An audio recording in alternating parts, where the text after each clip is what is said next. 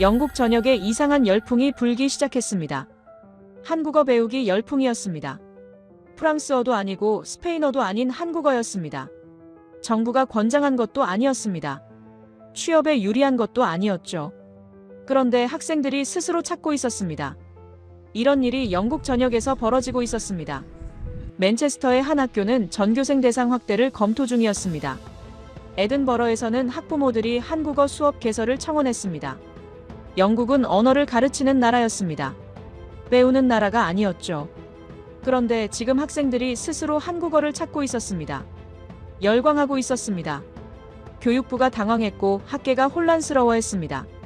한국은 대체 무엇을 한 겁니까? 지금 공개합니다. 한국 최고라고 댓글을 남겨주세요. 여러분의 구독과 좋아요는 아주 큰 힘이 됩니다.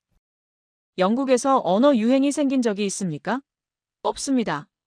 우리는 언어를 가르치는 나라였지 배우는 나라가 아니었으니까요. 그런데 지금 우리 교실에서 뭔가 바뀌고 있었습니다. 어떻게 된 겁니까? 저는 데이비드 콜린스입니다. 영국 런던에서 태어나 30년 넘게 국제 문화 정책을 분석해온 전문가죠. 옥스퍼드대 문화확산 연구 프로젝트에 참여했고 영국 문화부 자문위원으로 일했습니다. 평생 언어와 문화의 흐름을 추적해왔습니다. 저는 확신하고 있었습니다. 언어는 힘의 결과라고 말입니다.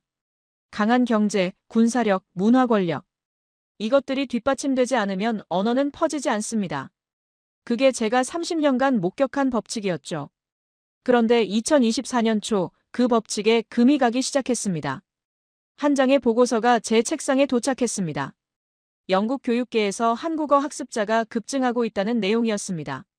처음엔 농담인 줄 알았습니다. 영국에서 한국어라니. 정규 교과목도 아니고 취업에 도움도 안 되는데 학생들이 스스로 선택한다는 겁니까? 말이 안 됩니다. 저는 한국을 관심사 밖의 나라로 분류하고 있었습니다. 기술은 인정합니다. 하지만 문화는 지역적이라고 봤죠. 언어까지 세계로 퍼질 수는 없다고 생각했습니다. K-팝이요? 일시적 소비일 뿐입니다. 그게 제 판단이었습니다. 하지만 보고서는 계속 들어왔습니다. 런던, 맨체스터, 버밍엄, 에든버러. 영국 전역에서 같은 현상이 포착되고 있었죠. 영국 언론이 움직이기 시작했습니다. BBC가 특집 기사를 냈습니다. 왜 영국 학생들은 한국어를 배우는가? 모두가 당황하고 있었습니다. 프랑스어도 아니고 중국어도 아니고 왜 한국어입니까? 영국은 프랑스어 교육에 수십 년간 투자했습니다. 실패했죠. 중국어 정책도 흐지부지 됐습니다. 학생들이 관심이 없었으니까요. 그런데 한국어는 달랐습니다. 영국 교육부가 긴급회의를 소집했습니다. 저도 참석했죠. 누군가 물었습니다. 이게 K-팝 때문입니까? 다른 사람이 답했습니다. 일시적 현상 아닙니까? 저는 속으로 동의하고 있었습니다. 시간이 지나면 사그라들 거라고. 그런데 숫자가 말을 하기 시작했습니다. 교육부가 전국 조사를 실시했습니다. 한국어 수업 개설을 검토 중인 학교가 예상보다 훨씬 많았죠. 일부는 전교생 대상 확대까지 고려하고 있었습니다. 이건 우연이 아니었습니다. 패턴이 보였습니다. 교육부 국장이 저를 따로 불렀습니다. 콜린스 박사, 이 현상을 분석해 주십시오. 저는 고개를 끄덕였습니다. 옥스퍼드대와 공동으로 진행합니다. 정확한 분석이 필요합니다. 옥스퍼드가 움직인다는 건 정부가 이 문제를 심각하게 보고 있다는 뜻이죠. 저는 그날 밤 자료를 검토했습니다. 통계, 기사, 인터뷰. 볼수록 이상했습니다. 숫자는 계속 올라가고 학생들의 반응은 진지했습니다. 유행으로 치부하기엔 너무 체계적이었죠. 30년 경력의 전문가가 설명하지 못하는 현상이었습니다. 한국어는 규칙을 따르지 않고 있었습니다. 며칠 뒤 옥스퍼드대에서 연락이 왔습니다. 동양학부 교수진이 참여하겠다고 했죠. 회의가 소집됐습니다. 한 언어학 교수가 말했습니다. 이건 단순한 유행으로 보기 어렵습니다. 다른 교수가 동의했습니다. 구조적 변화의 징후일 수 있습니다. 구조적 변화. 그건 가볍게 쓰는 표현이 아니었습니다. 저는 직접 봐야겠다고 결심했습니다. 다음 주 런던 북부의 한 학교를 방문하기로 했죠. 한국어 방과 후 수업이 진행되는 학교였습니다. 교장과 약속을 잡았고 수업 참관 허가도 받았습니다. 저는 여전히 회의적이었습니다. 하지만 제 안에 다른 목소리가 속삭였습니다. 정말 그럴까? 숫자가 거짓말을 하고 있을까? 저는 그 질문에 답하지 못했습니다. 일주일 후, 저는 그 학교 정문 앞에 서 있었습니다. 평범한 영국 공립학교였습니다. 붉은 벽돌 건물, 잔디 운동장. 다를 게 없어 보였죠. 하지만 이 학교 어딘가에서 한국어 수업이 진행되고 있었습니다. 이 교실에서 대체 무슨 일이 벌어지고 있습니까? 저는 그 교실로 가기 전에 먼저 데이터를 정리했습니다. 비교 분석이 필요했죠. 한국어만 보면 안 됩니다. 다른 언어들과 비교해야 패턴이 보이니까요. 프랑스어부터 봤습니다. 영국 정부가 30년간 투자한 언어입니다. 교사 양성, 교재 개발, 교환 학생 프로그램. 모든 걸 지원했죠. 결과는 어땠습니까? 학생들의 반응은 냉담했습니다. 의무적으로 듣는 수업일 뿐이었습니다. 일본어도 확인했습니다. 2000년대 초반 애니메이션 열풍이 있었습니다. 학생들이 일본어에 관심을 보였죠. 하지만 일시적이었습니다. 5년 뒤엔 다시 원래대로 돌아갔습니다. 유행은 지나갔습니다. 중국어는 어땠습니까? 정부가 강력하게 밀었습니다. 미래 경제 강국의 언어라고 홍보했죠. 장학금도 주고 취업 가산점도 줬습니다. 그래도 학생들은 선택하지 않았습니다. 보상이 있어도 배우지 않았습니다. 그런데 한국어는 정반대였습니다. 권유도 없고 지원도 없고 보상도 없습니다. 그런데 학생들이 스스로 찾고 있었죠. 이게 말이 됩니까? 저는 처음엔 이렇게 생각했습니다. 결국 이유는 단순할 것이다. 경제적 동기를 찾아봤습니다. 한국 기업 취업률을 조사했습니다. 영국에서 한국어가 연봉에 도움이 됩니까? 아닙니다. 한국 유학이 영국 학생들에게 메리트가 있습니까? 없습니다. 동남아시아는 다릅니다. 그곳은 한국 기업이 많으니까요. 하지만 영국은 아니었습니다. 순수한 선호였습니다. 계산이 아니라 선택이었죠.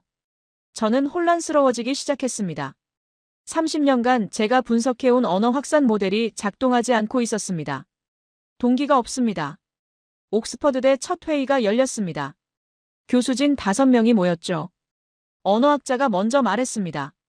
이건 문화 소비 패턴과 다릅니다. 사회학자가 이어받았습니다. 자발적 선택의 규모가 비정상적입니다. 저는 그 말들을 들으며 불안해졌습니다.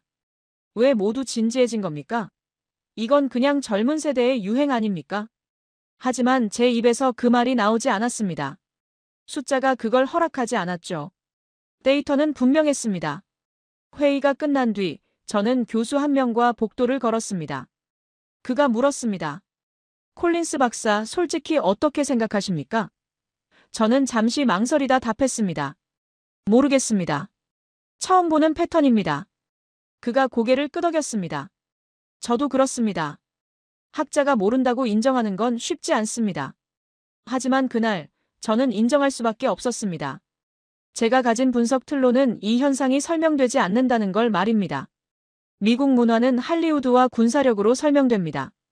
프랑스 문화는 역사적 권위로 이해됩니다. 한국은 뭡니까? 경제 규모로 보면 10위권입니다. 군사력은 지역적입니다. 역사적으로 문화 수출국이었던 적도 없습니다. 그런데 지금 영국 학생들이 한국어를 배우고 있습니다. 이론이 작동하지 않습니다. 저는 현장으로 가기로 결심했습니다. 더 이상 책상에서 답을 찾을 수 없었죠. 직접 봐야 합니다. 학생들을 만나야 합니다. 교사들과 이야기해야 합니다. 학교 방문 일정을 잡았습니다. 런던 북부의 한 공립학교였습니다. 한국어 방과 후 수업이 3개월째 진행 중이라고 했죠. 학생 수는 25명. 대기자가 15명이라고 합니다. 교장이 저를 반겼습니다. 옥스퍼드에서 오신다니 영광입니다. 저는 교장실에 앉아 질문했습니다. 왜 한국어 수업을 개설하셨습니까? 교장이 답했습니다. 학생들이 요청했습니다. 여러 번 요청했죠. 무시할 수 없었습니다. 다른 언어는 요청하지 않았습니까? 없었습니다. 한국어만 원했습니다. 이상한 대화였습니다. 보통은 학교가 먼저 제안합니다. 학생들이 따라오죠. 그런데 여기는 반대였습니다. 학생들이 먼저 움직였고 학교가 따라간 겁니다. 저는 물었습니다. 학부모 반응은 어땠습니까?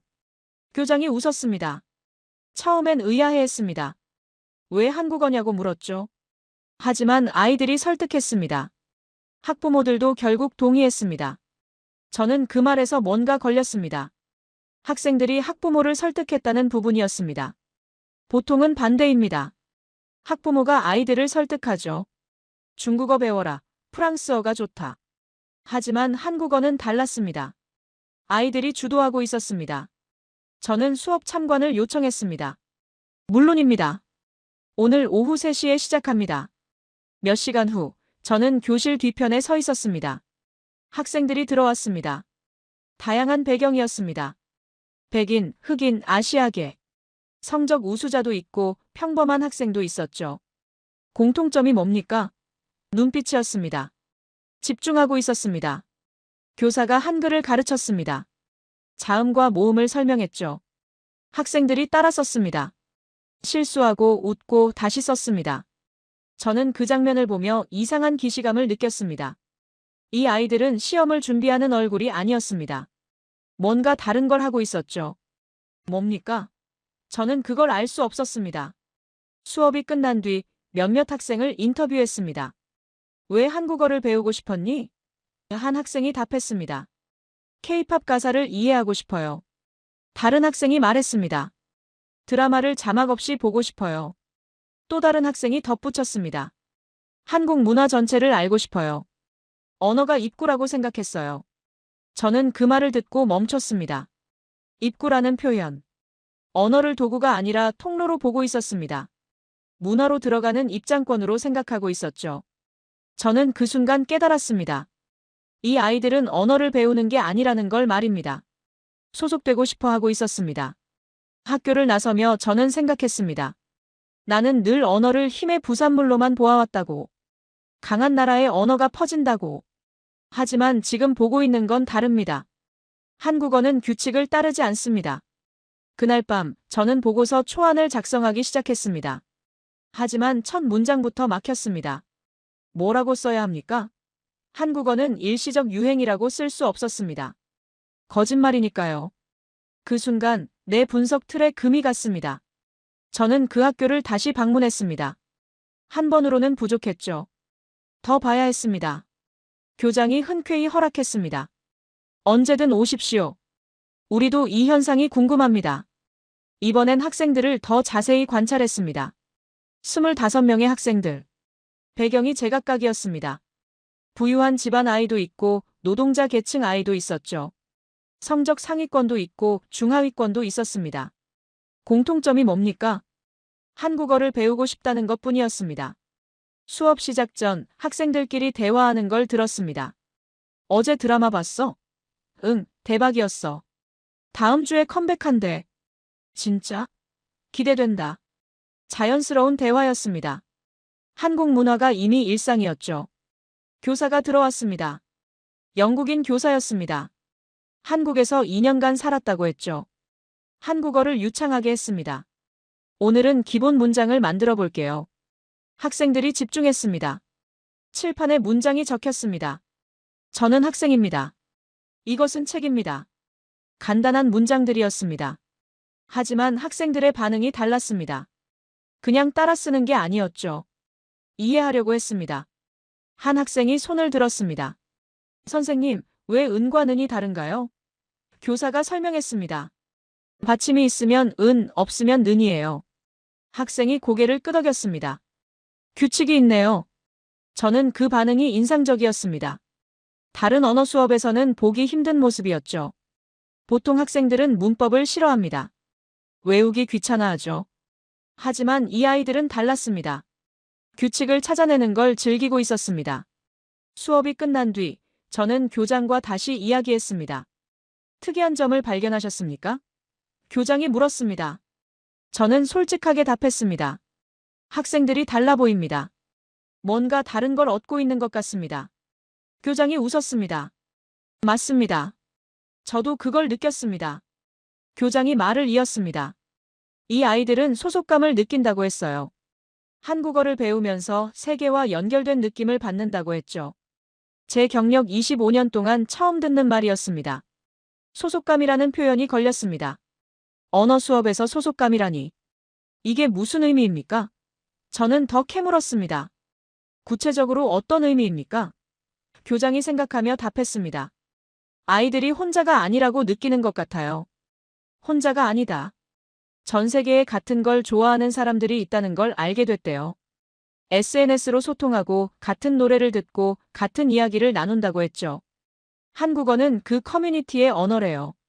저는 그 말을 듣고 멈췄습니다. 커뮤니티의 언어.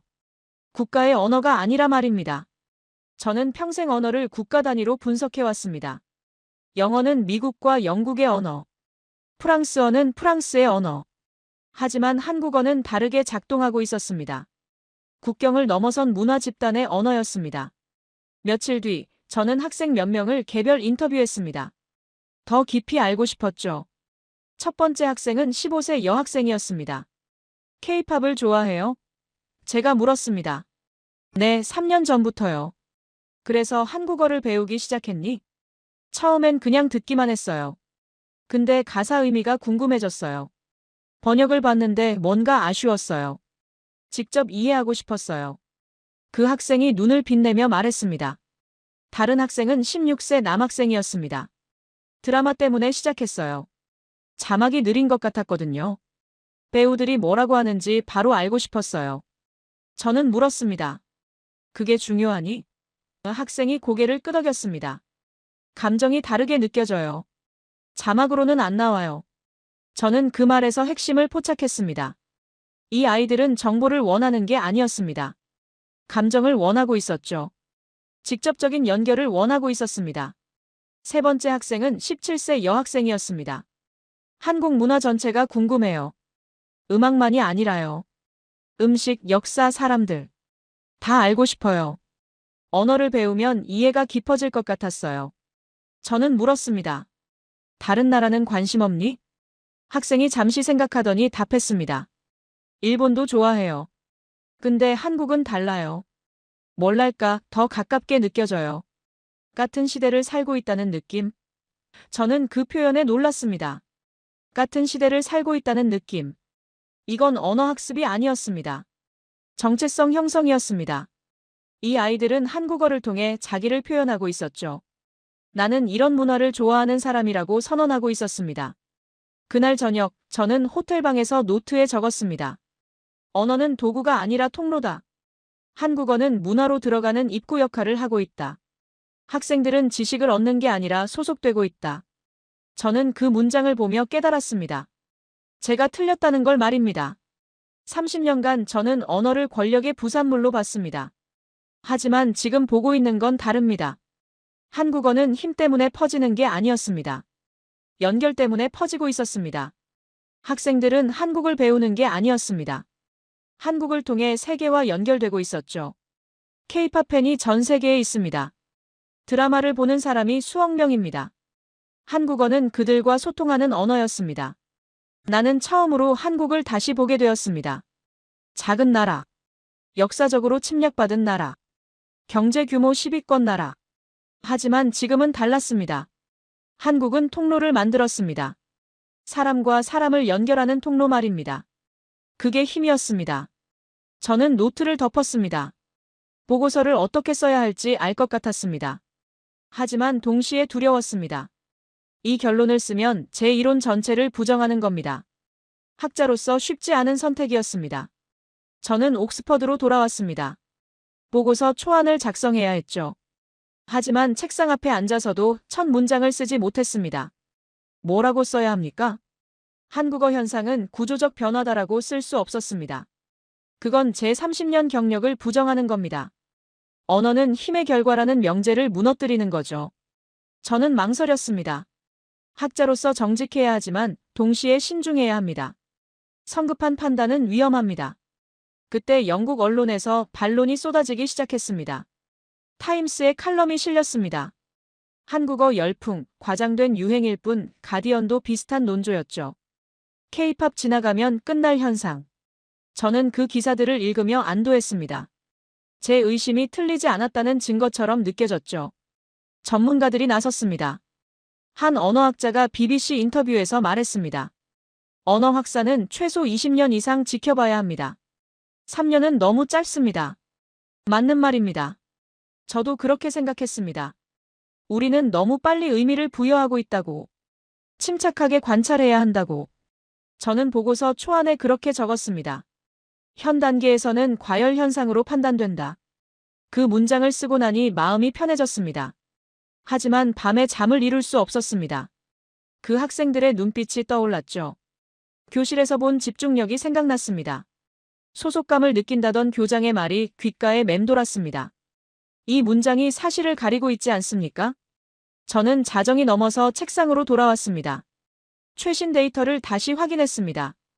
교육부에서 업데이트된 자료가 왔죠. 한국어 수업 개설 신청 학교 수가 또 늘었습니다. 줄지 않고 있었습니다. 3개월 전보다 15% 증가했습니다. 대기자 명단도 길어지고 있었죠. 교육원의 지원 요청이 폭주하고 있다는 보고도 있었습니다. 이게 유행입니까? 유행은 식습니다. 저는 늘 그렇게 봐왔습니다. 90년대 일본 애니메이션도 그랬고 2000년대 중국 붐도 그랬죠. 3년이면 충분히 식을 시간입니다.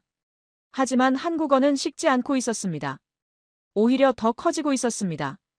옥스퍼드대 내부에서도 논쟁이 벌어졌습니다. 어떤 교수는 저와 같은 입장이었습니다. 시간을 두고 봐야 한다. 하지만 다른 교수들은 달랐죠. 이미 충분한 데이터가 있다. 회의가 소집됐습니다. 동양학부 교수가 발언했습니다. 한류는 20년째 지속되고 있습니다. 드라마, 영화, 음악 모두 성장 중입니다. 이걸 일시적이라고 할 수 있습니까? 저는 반박하고 싶었습니다. 하지만 입이 떨어지지 않았습니다. 언어학 교수가 말을 이었습니다. 한국어 학습자 증가율이 다른 언어를 압도하고 있습니다. 영국만이 아닙니다. 미국, 캐나다, 호주 모두 같은 현상입니다. 저는 그 말이 걸렸습니다. 영국만이 아니라는 것. 전 세계 영어권 국가에서 동시에 벌어지고 있다는 겁니까? 저는 자료를 요청했습니다. 교수가 자료를 건넸죠. 미국 대학의 한국어 강좌 신청률이 5년 새 300% 증가했습니다. 캐나다도 비슷했습니다. 호주는 더 극적이었습니다. 일부 대학에서 한국어가 제2외국어 1순위가 됐다고 했죠. 저는 그 숫자들을 보며 혼란스러워졌습니다. 이게 우연일 수 있습니까? 시간을 아군으로 믿고 있었는데. 일주일 후 BBC가 특집 다큐멘터리를 방송했습니다. 한국어, 영국을 사로잡다. 저는 그걸 봤습니다. 학생 인터뷰, 교사 인터뷰, 전문가 분석 모두 나왔죠. 그중 한 장면이 충격적이었습니다. 옥스퍼드대 언어학과 존 해리슨 교수였습니다. 제 동료였죠. 그가 카메라 앞에서 말했습니다. 한국어는 21세기형 언어 확산 모델입니다. 기존 이론으로 설명할 수 없습니다. 저는 화면을 멍하니 바라봤습니다. 해리슨 교수는 신중한 사람입니다. 함부로 말하지 않죠. 그가 저 말을 공개적으로 했다는 건 확신이 있다는 겁니다. 저는 전화기를 들었습니다. 그에게 전화를 걸었죠. 존, 방송 봤네. 데이비드, 자네도 알고 있지 않나? 해리슨이 조용히 말했습니다. 이건 일시적이지 않아. 자네도 현장에서 봤잖아. 저는 대답하지 못했습니다. 우리가 틀렸을 수도 있어. 해리슨의 말이었습니다. 힘이 언어를 만든다는 명제말일세. 한국어는 다른 방식으로 퍼지고 있어. 연결로 퍼지고 있다고. 저는 전화를 끊은 뒤 한참을 앉아 있었습니다. 틀린 쪽이 나일 수도 있습니다. 그 생각이 무서웠습니다. 30년 경력이 흔들리는 거니까요. 하지만 동시에 솔직해져야 한다는 걸 알고 있었습니다. 학자는 진실을 말해야 합니다. 저는 보고서 초안을 다시 열었습니다. 현 단계에서는 과열 현상으로 판단된다. 그 문장을 보며 물었습니다. 이게 정말 제 판단입니까? 아니면 제가 보고 싶은 것만 보고 있는 겁니까? 데이터는 분명했습니다. 학생들의 반응도 분명했습니다. 전 세계적 확산도 분명했죠. 불분명한 건 제 해석뿐이었습니다. 저는 키보드에 손을 올렸습니다.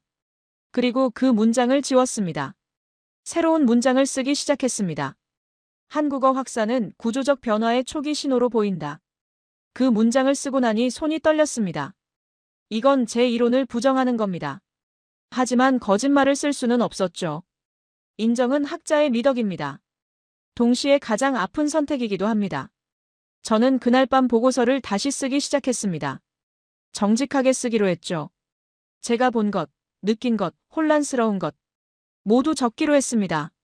문제는 현상이 아니라 내 해석이었습니다. 저는 보고서를 쓰며 한 가지 의문이 생겼습니다. 왜 하필 한국어입니까? 한류 콘텐츠만으로 설명이 됩니까? 음악과 드라마는 다른 나라도 만듭니다. 하지만 언어까지 배우게 만드는 건 한국뿐이죠. 뭔가 다른 변수가 있습니다. 저는 한글 자체를 연구하기 시작했습니다. 언어학자들에게 자문을 구했죠. 한글의 구조적 특징이 뭡니까? 그들은 흥미로운 답을 줬습니다. 배우기 쉬운 문자입니다. 배우기 쉽다는 게 중요합니까? 저는 처음엔 그게 대수롭지 않다고 생각했습니다. 쉬움이 곧 힘은 아니니까요. 하지만 언어학자가 설명을 이어갔습니다. 한글은 자음과 모음이 결합하는 구조입니다. 규칙이 명확하죠. 옥스퍼드 언어학과에서 특별 세미나가 열렸습니다. 주제는 한글이었습니다. 저도 참석했죠. 존 해리슨 교수가 발표를 맡았습니다. 그가 화면에 한글을 띄웠습니다. 가, 나, 다라 자음과 모음이 조합되는 과정을 보여줬죠. 보십시오. 기역과 아가 만나면 가가 됩니다. 학생들이 집중했습니다. 해리슨이 말을 이었습니다. 이건 알파벳과 다릅니다. 알파벳은 선형적으로 나열되죠. 하지만 한글은 블록으로 결합됩니다. 저는 그 차이를 처음 의식했습니다. 소리와 문자가 정확히 일치합니다. 발음하는 대로 쓰면 됩니다. 예외가 거의 없죠. 해리슨이 강조했습니다. 이건 설계된 문자입니다. 자연 발생한 게 아닙니다. 설계된 문자. 그 말이 제 머릿속에 꽂혔습니다. 알파벳은 수천 년에 걸쳐 진화했습니다. 불규칙이 많죠. 영어 철자법이 얼마나 복잡합니까? 하지만 한글은 달랐습니다. 누군가 의도를 가지고 만들었습니다. 세미나가 끝난 뒤 저는 해리슨을 붙잡았습니다. 존, 자네 방금 뭐라고 한 건가? 그가 웃었습니다. 한글은 세계적 문자가 될 수 있다는 말일세. 저는 그 말에 놀랐습니다. 그건 너무 과한 표현 아닌가? 제가 물었습니다. 해리슨이 진지하게 답했습니다. 과하지 않아. 디지털 시대의 한글은 최적화된 문자야. 타이핑이 빠르고 검색이 정확하지. 저는 그날 밤 한글을 직접 배워보기로 했습니다. 인터넷에서 한글 학습 사이트를 찾았죠. 자음 14개, 모음 10개. 생각보다 적었습니다. 조합 규칙을 익혔습니다. 30분 만에 기본 구조를 이해했습니다. 놀라웠습니다. 저는 프랑스어를 배우는데 1년이 걸렸습니다. 중국어는 포기했죠. 한자가 너무 많았으니까요. 하지만 한글은 달랐습니다. 이해되는 순간 쓸 수 있었습니다. 이게 장벽을 낮추고 있었습니다. 학생들이 한국어에 접근할 수 있었던 이유였죠. 문자가 어려우면 포기합니다. 하지만 한글은 포기할 이유를 주지 않았습니다. 배우면 바로 읽을 수 있으니까요. 저는 더 깊이 파고들었습니다. 한류와 한글의 결합 구조를 분석했죠. 학생들의 학습 경로를 추적했습니다. 패턴이 보였습니다. K-팝을 듣는다, 가사가 궁금하다, 한글을 배운다, 의미를 이해한다, 더 많은 콘텐츠를 소비한다. 역방향 확산이었습니다. 보통은 언어를 먼저 배우고 문화를 접합니다. 하지만 한국은 반대였죠. 문화를 먼저 접하고 언어를 배웁니다. 이게 가능한 이유가 한글 때문이었습니다. 쉬움은 가벼움이 아니라 힘이었습니다. 저는 보고서에 새로운 챕터를 추가했습니다. 한글 디지털 시대의 최적 문자. 처음엔 제목이 과하다고 생각했습니다. 하지만 쓰면서 확신이 생겼죠. 옥스퍼드대 동료들과 토론했습니다. 한글이 언어 확산의 핵심 변수라고 봅니까? 누군가 물었습니다. 저는 답했습니다. 그렇습니다. 한글이 없었다면 이 현상도 없었을 겁니다. 다른 교수가 반박했습니다. 일본도 문자가 있지 않습니까? 히라가나, 가타카나. 그런데 왜 일본어는 이렇게 안 퍼졌습니까? 좋은 질문이었습니다. 저는 생각한 뒤 답했습니다. 일본 문자는 중국 한자와 혼용됩니다. 진입 장벽이 높죠. 하지만 한글은 독립적입니다. 한자 없이도 완전합니다. 회의실이 조용해졌습니다. 저는 계속 말했습니다. 한글은 접근성이 핵심입니다. 누구나 배울 수 있고 빨리 배울 수 있죠. 이게 한류와 만났을 때 폭발했습니다. 언어 확산의 핵심은 권력이 아니라 접근성이었습니다. 저는 평생 강한 나라의 언어가 퍼진다고 믿었습니다.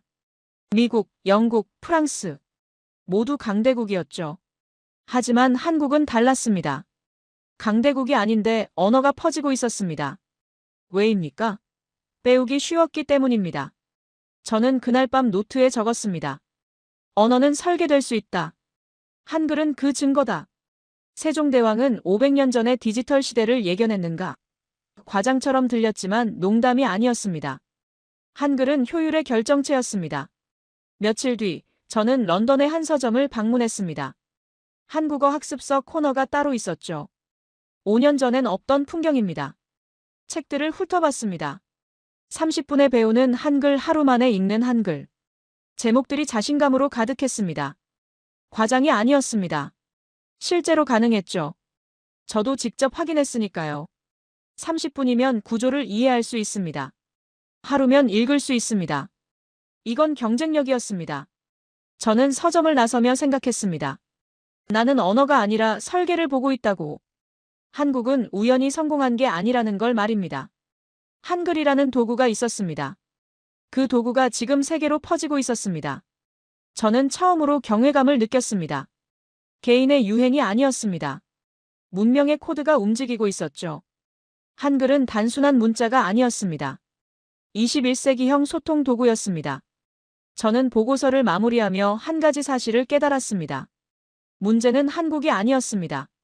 영국이었죠. 우리가 준비되지 않았다는 게 진짜 문제였습니다. 교육부에 현황 보고를 요청했습니다. 한국어 교사가 몇 명입니까? 답이 왔습니다. 전국의 공인 교사 12명.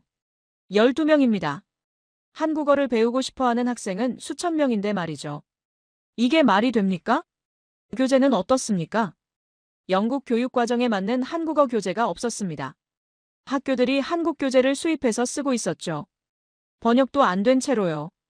커리큘럼도 없었습니다. 각 학교가 즉흥적으로 만들고 있었습니다. 이건 준비되지 않았다는 겁니다. 프랑스어는 어떻습니까? 교사가 수천 명입니다. 교재도 완비돼 있죠. 30년간 투자한 결과입니다. 하지만 학생들은 선택하지 않습니다. 한국어는 반대였습니다. 학생들은 원하는데 시스템이 없었죠. 저는 우려되기 시작했습니다. 교육부 회의에 참석했습니다. 관료들이 대책을 논의하고 있었죠. 한국어 교원 양성 프로그램을 시작합시다. 예산을 얼마나 배정할까요? 3년 계획으로 진행하죠. 3년입니다. 저는 그 말을 듣고 초조해졌습니다. 3년이면 늦습니다. 학생들은 지금 배우고 싶어 하고 있습니다. 3년 뒤엔 어떻게 됩니까? 열정이 식어 있을 수도 있죠. 속도를 따라가지 못하고 있었습니다. 한 관료가 말했습니다. 한국 정부와 협력하면 어떨까요? 교사를 파견받는 겁니다. 다른 관료가 답했습니다. 검토해 봅시다. 하지만 절차가 복잡할 겁니다. 절차가 복잡하다. 저는 그 말에 답답했습니다. 학생들은 기다려주지 않습니다. 온라인에서 스스로 배우고 있었죠. 유튜브, 앱, SNS. 학교 밖에서 학습이 일어나고 있었습니다. 학교가 뒤처지고 있었습니다. 저는 현장을 다시 방문했습니다. 그 런던 북부학교였죠. 교장이 한숨을 쉬었습니다. 교사를 구할 수가 없습니다. 자격이 있는 사람이 없어요. 그럼 어떻게 하고 계십니까? 자원봉사자를 쓰고 있습니다. 한국에서 유학 온 학생들이요. 하지만 정식 교사가 아니니 한계가 있죠. 교장이 말했습니다. 임시방편이었습니다. 학생들은 어떻게 반응합니까? 불만은 없습니다. 열심히 배우고 있어요. 하지만 제가 걱정되는 건 교장이 말을 멈췄습니다. 이게 언제까지 지속될 수 있을지 모르겠어요. 체계가 없으니까요. 저는 그 말이 뼈아팠습니다. 우리는 늘 가르치는 쪽이었습니다. 영국은 세계에 영어를 전파했죠. 교육 시스템을 수출했습니다. 우리가 기준이었습니다. 하지만 지금은 배우는 위치에 서 있습니다. 낯선 자리였습니다. 옥스퍼드로 돌아와서 해리슨 교수와 이야기했습니다. 존, 우리가 너무 늦은 건 아닐까? 그가 고개를 끄덕였습니다. 이미 늦었네. 학생들은 앞서가고 있어. 젊은 세대는 이미 움직이고 있었습니다. 그들은 학교를 기다리지 않았습니다. SNS에서 한국 팬들과 소통하고 온라인으로 한국어를 배우고 스스로 커뮤니티를 만들고 있었죠. 기성세대는 그 뒤를 따라가고 있었습니다. 중심이 바뀌고 있었습니다. 저는 BBC 인터뷰 요청을 받았습니다. 보고서에 대한 논평을 원한다고 했죠. 저는 수락했습니다. 스튜디오에 앉아 진행자가 물었습니다. 한국어 현상을 어떻게 보십니까? 저는 솔직하게 답했습니다. 우리가 준비되지 않았습니다. 학생들은 원하는데 시스템이 없습니다. 이건 영국 교육계의 실패입니다. 진행자가 놀란 표정을 지었습니다. 실패라는 표현이 강한데요? 사실입니다. 저는 말을 이었습니다. 우리는 30년간 프랑스어에 투자했습니다.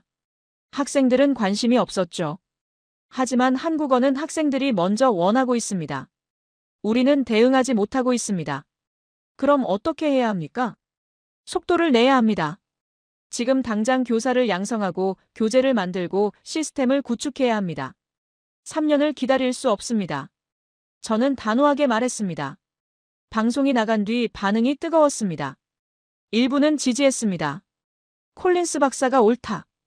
하지만 일부는 비판했죠. 너무 과장이다.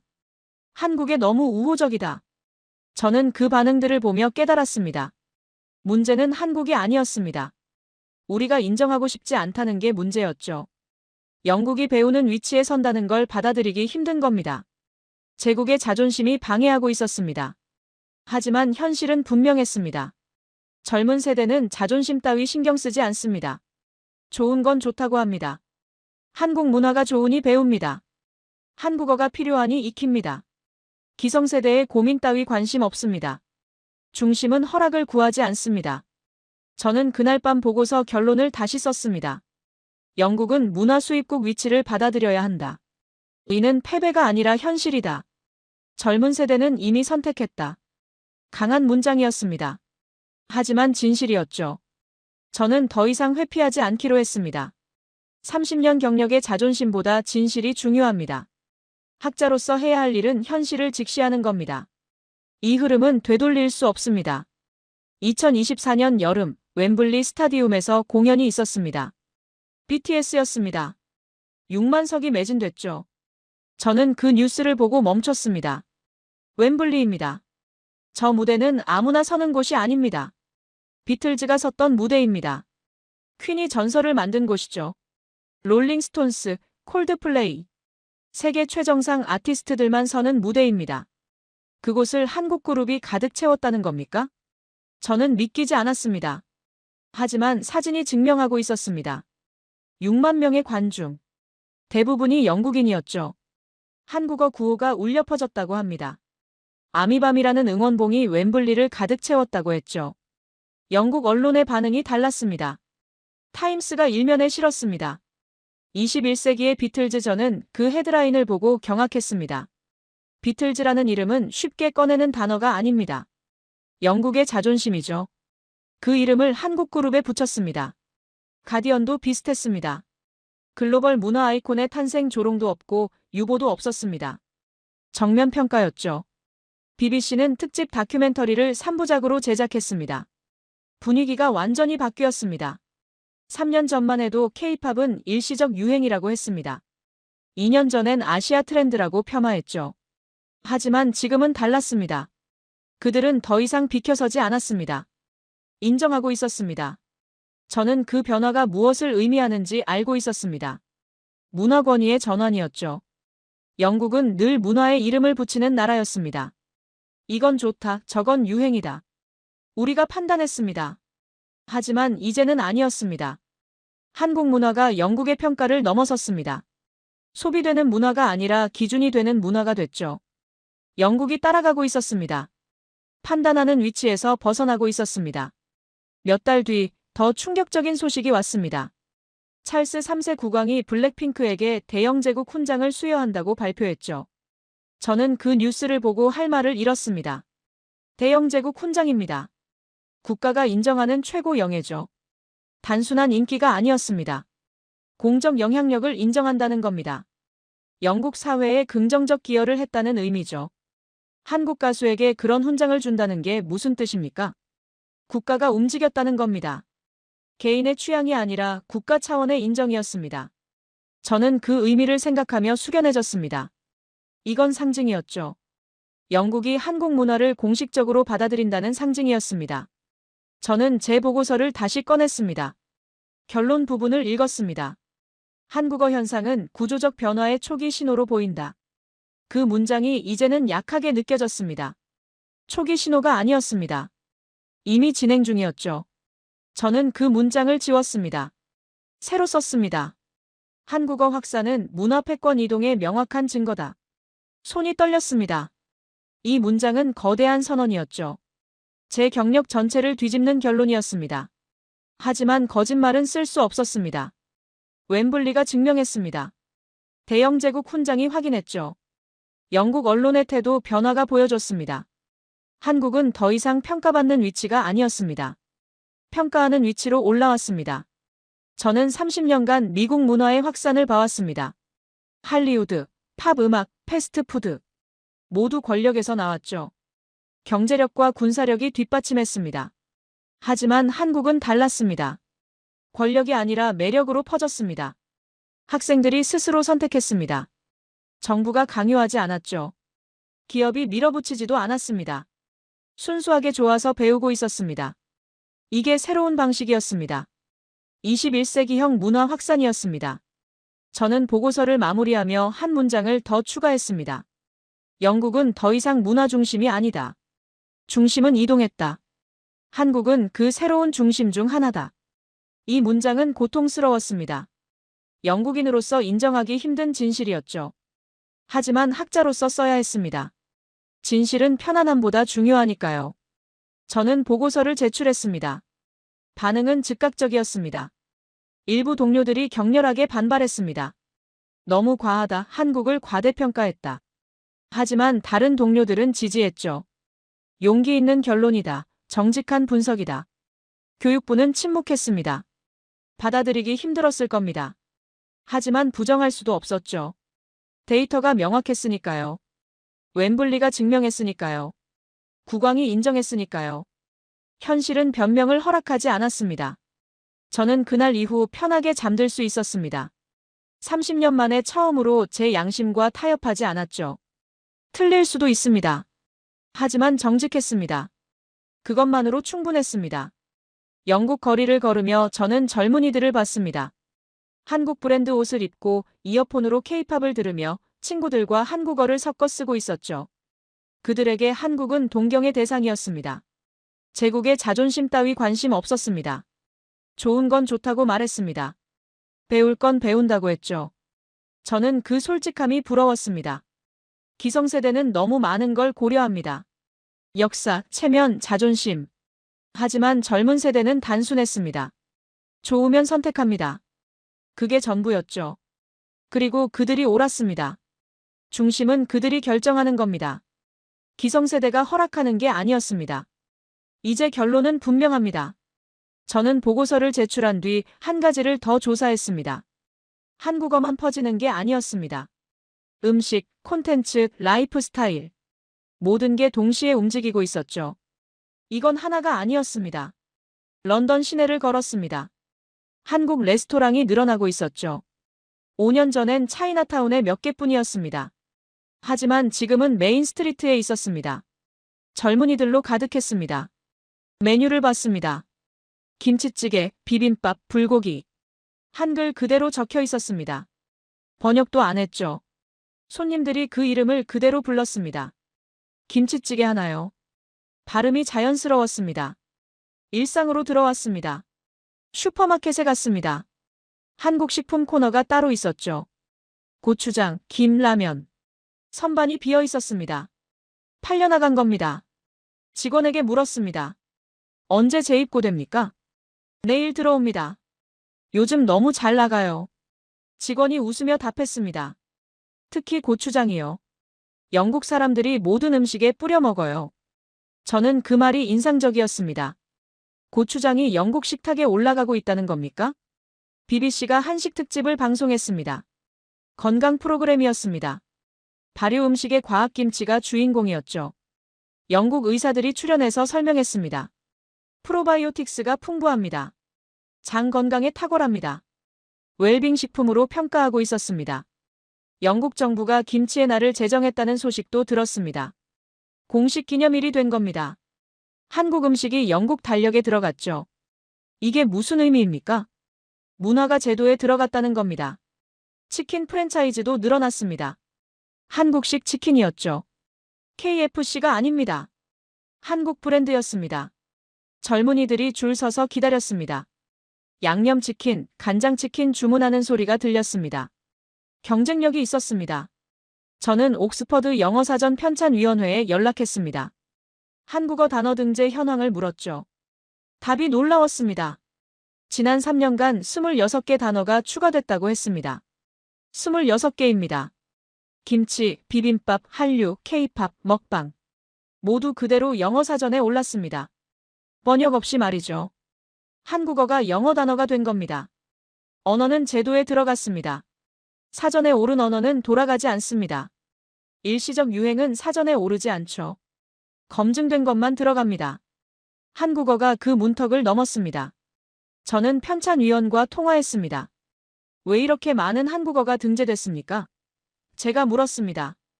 그가 답했습니다. 사용 빈도가 기준을 넘겼습니다. 영국인들이 일상에서 쓰고 있어요. 일상에서 쓰고 있다는 겁니다. 특히 젊은 세대가요. SNS, 대화, 미디어. 모든 곳에서 한국어가 나옵니다.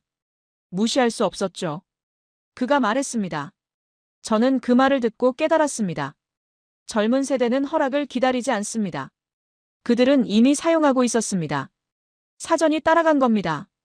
제도가 뒤늦게 인정한 거죠. 중심은 아래에서 만들어지고 있었습니다. 위에서 내려오는 게 아니었습니다. 저는 SNS를 분석했습니다. 인스타그램, 틱톡, 트위터. 영국 젊은이들의 계정을 봤죠. 한국 관련 콘텐츠가 넘쳐났습니다. K-팝 댄스, 한국어 챌린지, 음식 후기. 자발적 확산이었습니다. 광고가 아니었습니다. 정부 캠페인도 아니었죠. 개인들이 스스로 만들고 공유하고 있었습니다. 재미있어서, 좋아서, 자랑하고 싶어서 말입니다. 이게 새로운 방식이었습니다. 20세기엔 미디어가 문화를 퍼뜨렸습니다. TV, 라디오, 신문. 위에서 아래로 흘렀죠. 하지만 21세기는 달랐습니다. 개인이 미디어였습니다. SNS가 문화를 확산시켰습니다. 한국은 이 구조를 완벽히 활용했습니다. 콘텐츠를 만들었고 개인들이 퍼뜨렸죠. 정부가 통제하지 않았습니다. 자유롭게 흐르도록 놔뒀습니다. 그게 힘이었습니다. 저는 최종 보고서의 한 챕터를 더 추가했습니다. 문화 확산의 새로운 모델 한국 사례, 이건 제 경력의 정점이었습니다. 동시에 출발점이기도 했죠. 모든 걸 다시 배워야 했습니다. 보고서를 마무리하며 저는 창밖을 봤습니다. 런던 거리에 한국 국기가 보였습니다. 한 카페 창문에 붙어 있었죠. 한국어 스터디 모임 포스터였습니다. 한국은 이미 안쪽으로 들어와 있었습니다. 밖에서 들여다보는 나라가 아니었습니다. 안에서 함께 움직이는 나라가 됐죠. 영국 일상의 일부가 된 겁니다. 이게 진짜 성공이었습니다. 문화는 일상에 스며들 때 완성됩니다. 저는 평생 언어와 문화를 연구해왔습니다. 강한 나라의 언어가 살아남는다고 믿었죠. 하지만 지금 영국 교실에서 벌어지는 장면은 그 믿음을 뒤집고 있었습니다. 한국어는 강요되지 않았습니다. 선택됐습니다. 학생들이 스스로 원했죠. 이게 진짜 힘입니다. 억지로 밀어붙인 게 아니라 자연스럽게 당겨진 겁니다. 중심은 이미 이동했습니다. 영국이 인정하든 안 하든 상관없었습니다. 젊은 세대는 이미 움직이고 있었죠. 그들에게 한국은 롤모델이었습니다. 배우고 싶은 대상이었습니다. 제국의 시대는 끝났습니다. 새로운 시대가 시작됐죠. 권력이 아니라 매력으로 움직이는 시대였습니다. 한국은 그 시대의 선두에 있었습니다. 이게 제가 내린 최종 결론입니다. 한국은 더 이상 따라오는 나라가 아닙니다. 세계가 방향을 묻는 나라가 됐습니다. 저는 이 문장을 보고서 마지막에 적었습니다.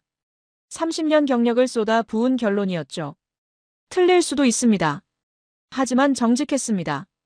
제가 본 것, 느낀 것, 깨달은 것을 모두 담았습니다. 학자로서 이보다 더 할 수 있는 게 없었습니다. 저는 보고서를 제출했습니다. 그리고 런던 거리를 걸었습니다. 한국어를 배우는 학생들, 한국 음식을 먹는 사람들, 한국 음악을 듣는 젊은이들. 모두가 자연스러웠습니다. 이게 새로운 일상이었습니다. 저는 처음으로 편안하게 받아들였습니다. 중심이 이동했다는 걸 말입니다. 그리고 그게 나쁘지 않다는 걸 말이죠. 세계는 늘 변합니다. 변화를 인정하는 게 지혜입니다.